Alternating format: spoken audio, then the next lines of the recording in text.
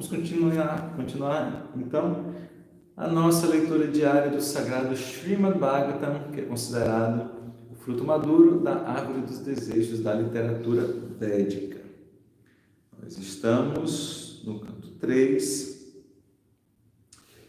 no capítulo 3, que é intitulado Os Passatempos do Senhor fora de Vrindavana. E o verso que a gente vai ler hoje é o verso número 3 também. 3. Então, antes de ler o verso, vamos entoar um mantra para iniciar a pessoa suprema, que é o Deus que está em tudo, que é Krishna, o filho de Vasudeva. Repitam, por favor. Om Namo Bhagavate Vasudevaya. Om Namo Bhagavate Vasudevaya. Om Namo Bhagavate Vasudevaya. Om Namo Bhagavate Vasudevaya. Om Namo Bhagavate Vasudevaya. Om Namo Bhagavate Vasudevaya. Então, lendo aqui o verso em sânscrito. Samahuta Bhishmaka Kanyaye Shriya Savarnena Bubhushayaisham Gandharva Virtya Mishatam Swabhagam Jahre Padam Mudhi Dadhatsu Parna. A tradução é a seguinte: atraídos pela beleza e fortuna de Rukmini, a filha do rei Bhishmaka, muitos grandes príncipes e reis reuniram-se para casar-se com ela, mas o Senhor Krishna, passando por cima dos outros candidatos esperançosos, arrebatou-a como seu próprio quinhão, assim como Garuda arrebatou o néctar. Vamos ler o significado dado pelos nossos queridos mestres, Srila Prabhupada, Jaya Srila Prabhupada. A princesa Rukmini, a filha do rei Bhishmaka, era realmente tão atrativa como a própria fortuna, porque era valiosa como ouro, tanto na cor quanto no valor. Uma vez que a deusa da fortuna, Lakshmi, é propriedade do Senhor Supremo, Rukmini estava realmente destinada ao Senhor Krishna. Mas Shishupala foi escolhido como seu noivo pelo irmão mais velho de Rukmini, apesar de o rei Bhishmaka querer que sua filha se casasse com Krishna.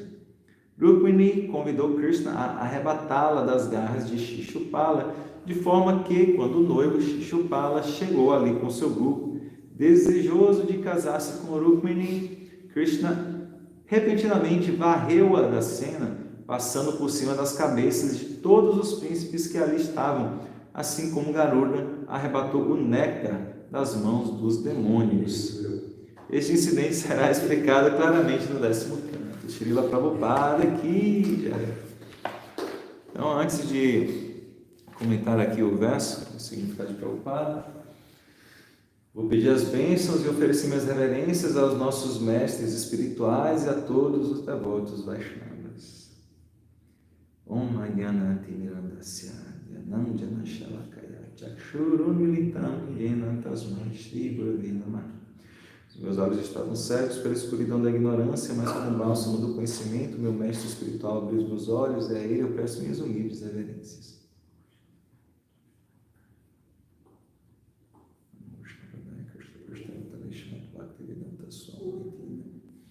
Vanchakalpatarubhyascha Kirpasindhubhyaivacha Patitanam Pavanebhyo Vaishnavebhyo Namo Namaha. Eu ofereço repetidas vezes minhas reverências a todos os Vaishnavas que são como árvores dos desejos, são oceanos de misericórdia e os salvadores das almas caídas. Mukam Karoti Vanchalam Pangulangayate Grimya Kirpatamaham Vadeshi Guru Dinatanam. Eu ofereço minhas reverências ao meu mestre espiritual, pois pela sua misericórdia um mudo pode falar e um coxo pode cruzar montanhas. Lendo o verso, atraídos pela beleza e fortuna de Rukmini, a filha do rei Bhishmaka, muitos grandes príncipes e reis reuniram-se para casar-se com ela, mas o Senhor Krishna, passando por cima dos outros candidatos esperançosos, arrebatou-a com o seu próprio quinhão, assim como Garuda arrebatou o néctar.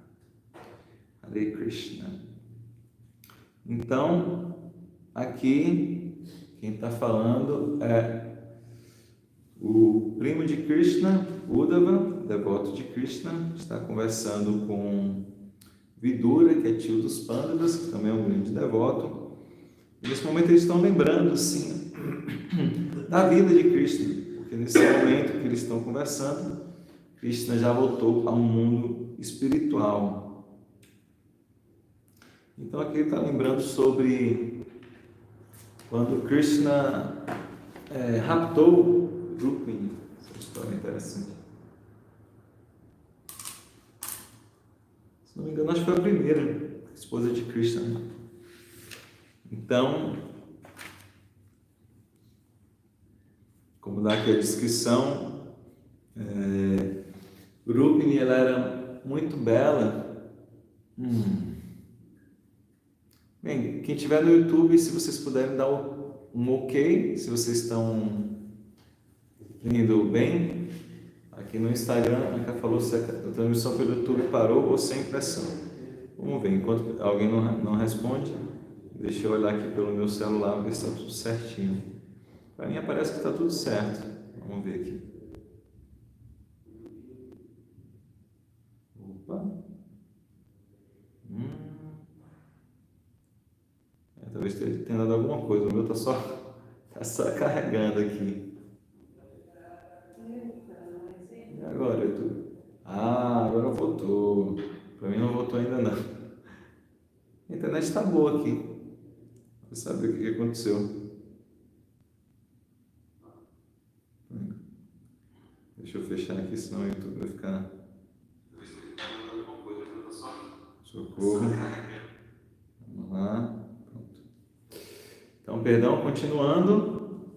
Então, Rukmini, ela era muito bela e aqui ela é descrita como Shriya, como fortuna. Então, ela era bela, ela era valiosa, ela era filha de um rei, então ela representava essa riqueza também. O Prabhupada fala que ela era valiosa como o ouro, tanto no valor dela quanto na cor dela, então ela tinha uma tez de pele dourada, por isso ela aqui descrita como Shriya. Shri é um dos nomes de Lakshmi Devi, que é a deusa da fortuna, que é a consorte de Vishnu. Então, como ele está explicando aqui, Vishnu a gente sabe que é uma expansão de Krishna. Krishna sendo o próprio Deus, a gente gosta de explicar assim, né? Quando Deus está na sua vida íntima, na sua vida particular, ele é Krishna. E aí quando ele está cumprindo a função de Deus, porque Deus é um posto, né? Deus é um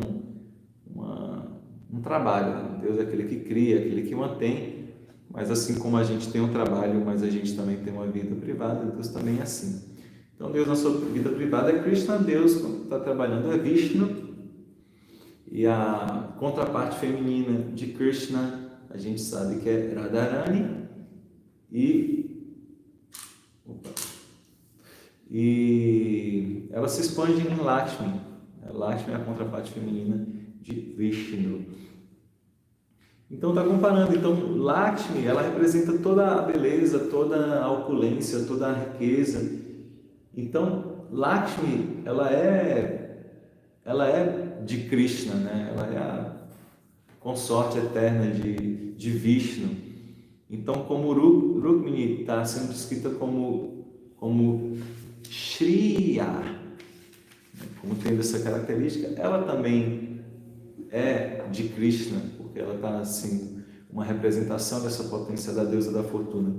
Obviamente que, em última análise, todos nós somos de Krishna, né? Todos somos propriedades de Krishna. Todos nós somos os eternos amantes de Krishna. Krishna é um amante de todos nós, como alma pura, mas a gente, quando está nesse corpo material, a gente termina esquecendo. Mas então, Rukmini, ela já estava destinada a Krishna, como está sendo dito aqui. E o que acontece, como o Prabhupada explicou aqui no significado, é que ela estava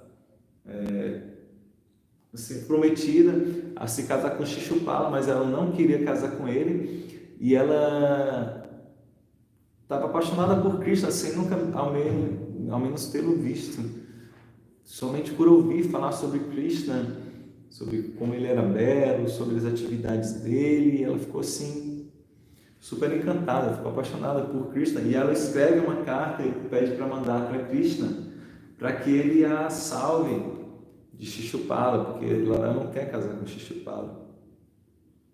É isso que Krishna faz. Krishna então vai lá e rapta Rukmini. Não sei se o verbo seria muito raptar, porque não foi contra a vontade dela, né? Pelo contrário, ela que pediu que ele a raptasse, a resgatasse ali. E é isso, mesmo tendo vários príncipes ali, ele sai da quadrilha, pega Rukmini e vão embora. Deixa todo mundo para trás, assim, a pessoa fica assim, o que aconteceu?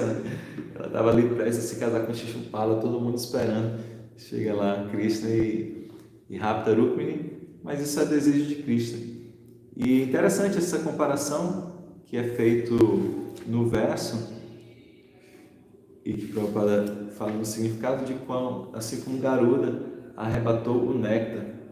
Então esse aqui é o passatempo que a gente vai ver bem mais para frente, da batedura do oceano, em que os semideuses e os demônios estavam batendo o oceano para extrair o néctar que estava no fundo do oceano. E aí, como está falando aqui, né, Garuda ele pega o néctar das mãos dos demônios, né, que eles estavam com o néctar ali com eles, e Garuda vai e pega. E é isso, porque essa comparação é interessante, porque esses príncipes e Shishupala assim, eram reis com tendências demoníacas. A palavra demônio a gente tem que entender que é diferente nos Vedas da nossa compreensão ocidental. Primeiro que a palavra demônio é uma tradução que não tem assim uma tradução tão precisa, porque o termo para demônio é asura. Então, tecnicamente falando, pelo sânscrito, asura é não divino.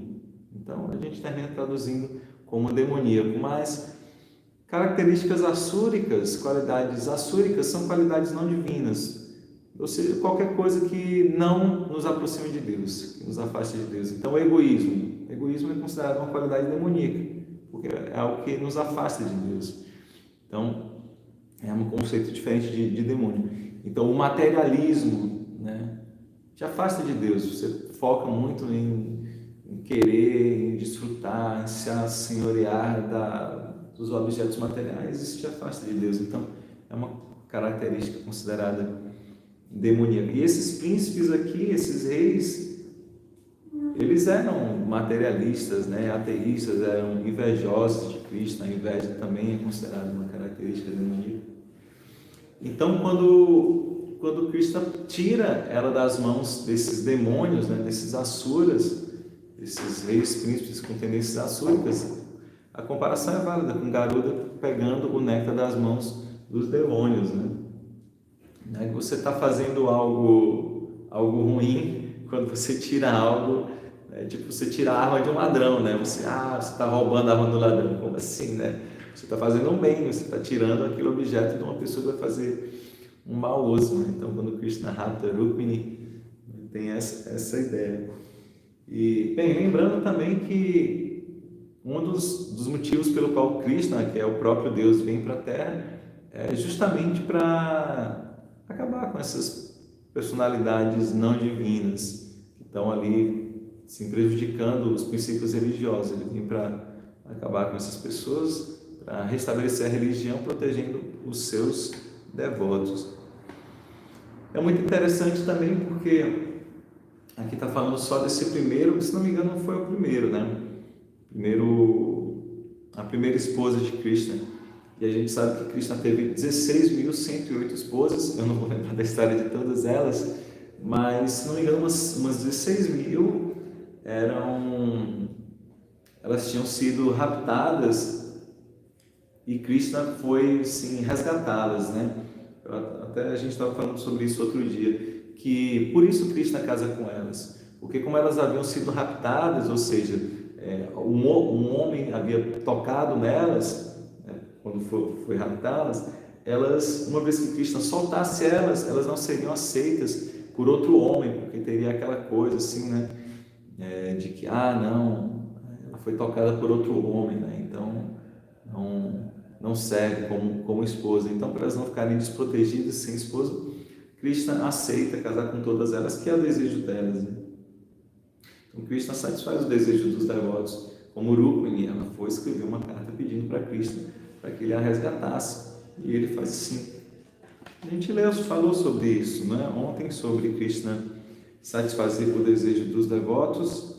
A gente contou quando o seu mestre espiritual, Sanipani Muni, pede a ele que resgate o filho dele, né, que havia já morrido, que estava na região de Amaloka, e Krishna vai e resgata por atender o desejo do devoto. Krishna é assim, quando o devoto deseja água, é um devoto sincero, Krishna dá. Ok, então eu acho que é isso que eu gostaria de comentar sobre o verso. Eu vou reler o verso, enquanto isso vocês, se quiserem fazer alguma pergunta ou algum comentário. Atraídos pela beleza e fortuna de Rukmini, a filha do rei Bhishmaka, muitos grandes príncipes e reis reuniram-se para casar-se com ela. Mas o Senhor Krishna, passando por cima dos outros candidatos esperançosos, arrebatou-a como seu próprio quinhão, assim como Garuda arrebatou o néctar. Então é isso. Então, quando Krishna ele casa com 16.108 esposas, ou quando ele dança com 108 golpes, não é por luxúria dele, porque Krishna ele é Atmarama, ele é autossatisfeito, ele é Swarata, ele é independente. Então não é que ele quer assim, eu quero essa esposa, eu estou com desejo dessa outra esposa. É óbvio que não, isso é absurdo pensar isso. Que Krishna é Om Purnamada Purnamidam, ele é completo em si mesmo, não é que ele está precisando da outra metade da laranja dele, né, e de várias outras metades, ele tem que casar com várias para ele se sentir completo, porque ele não é completo. Isso é absurdo. Obviamente que não. Ele é o próprio todo completo. Mas como a gente falou, para dar prazer aos seus devotos, ele faz isso, né? Ele casa com várias esposas, ele dança com várias golpes. E como Prabhupada fala várias vezes, a gente não deve tentar imitar Deus, porque nós não somos Deus. Nós somos partes integrantes dele, somos eternas partes. Ele fala Diva Bhuta Mamaeva Amsha Diva Lokei Diva Bhuta Sanatana. Diva Bhuta. Ele fala que nós somos Amsha é uma partícula, nós somos uma partícula dele, e nós somos Diva Bhuta Sanatana, nós somos eternamente essas almas que são infinitesimais parte dele, nunca nós nos tornaremos Deus. Então, agora já nem sei porque eu estava falando isso, estava falando que Krishna, quando ele dança com as 108 golpes, ou quando ele... sim, que nós não devemos querer imitar Deus, porque nós não somos Deus. Então, por exemplo, quando ele dança com 108 golpes, ou quando ele casa com 16.108, é algo que a gente não consegue fazer, porque quando ele dançou com as 108 golpes, ele se expandiu em 108 Krishnas. Quando ele casou com 16.108 esposas, ele se expandiu em 16.108 Krishnas. Então a gente não pode fazer isso, né? Fala assim, não, Krishna tinha várias esposas, então também quero ter várias esposas. Não, porque você não consegue se expandir em vários, né? Você não consegue ser um para cada esposa sua. Você vai ter que se dividir. Elas vão ter que te dividir. Então já não é correto você fazer isso. Então a gente não pode entender de uma maneira errada, de uma maneira material, essas histórias de Krishna, e pior ainda, nós não devemos tentar imitar. Tá bom? Entender essa posição de Krishna. Ok?